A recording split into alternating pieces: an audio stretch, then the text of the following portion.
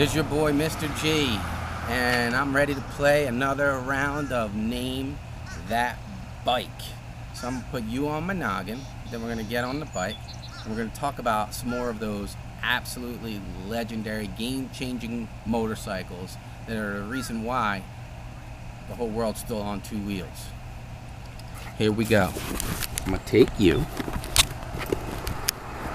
put you on my noggin, and we gon' do it like this. I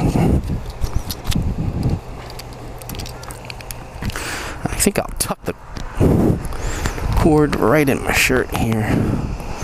So beautiful out today, so beautiful.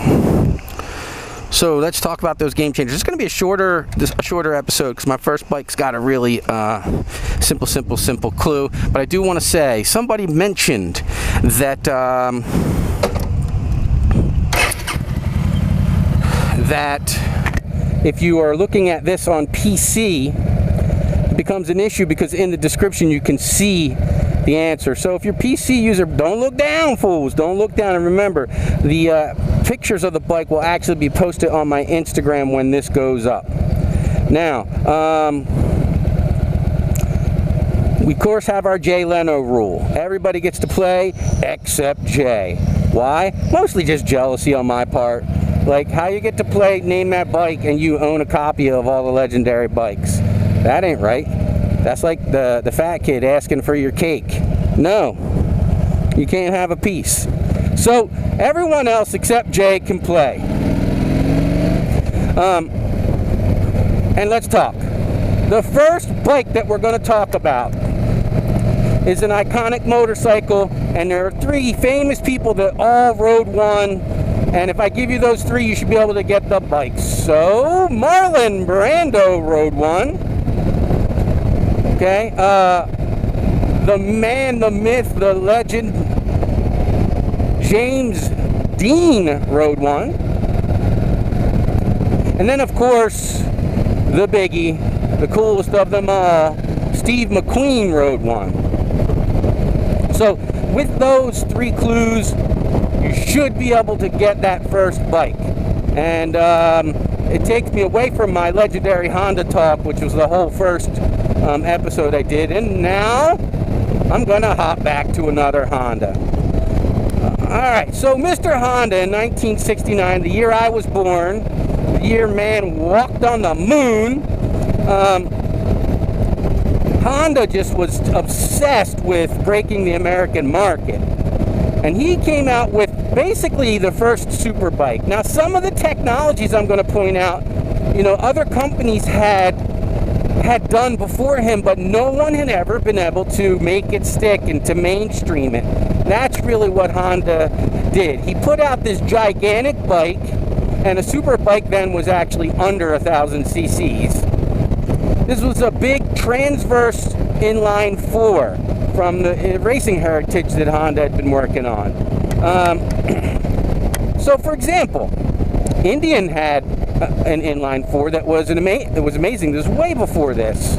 It wasn't transverse, but it was super expensive and not for your average schmo.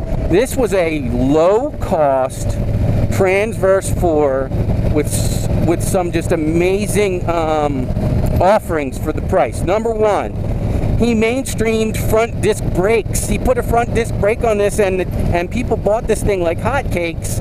And because of that, front disc brakes became like, no, everyone must put them on there. You got to have this on your bike. So that's huge, game changer to the motorcycle world.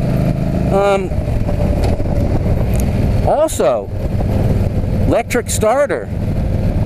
I can remember in the early 70s seeing guys getting on Harleys and kickstarting them. You know, so to be able to just hop on your gigantic transverse 4 with all these exhaust pipes coming off it all over the place, looking all cool, and you just start it right up. It even had a kill switch. You know, this was game changer. Now, the big thing, of course, with the Hondas at that time was that they didn't fall apart. And that really actually just had to do with who put them together. Honda made sure that certified people trained to put these things together, put them together. They came to America almost fully assembled with not a lot of work to be done. And people were buying these low-cost bikes with more power. I mean, this particular bike I'm referring to, which is commonly known as the first super bike, this thing, like, it could hold 110 miles per hour all day, and it went well over 120. So, that was crazy for 1969.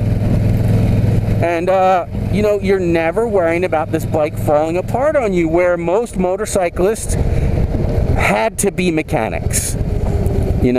So you guess the bike, or take your best shot at it. There's 2 new ones for Name That Bike. Like, share, and subscribe. I'll catch you on the flip side. And this your boy, Mr. G, trying to find his own house so that I can put this helmet down, put my half helmet on, and just do some fun riding. Your boy, Mr. G, and I'm out. Peace.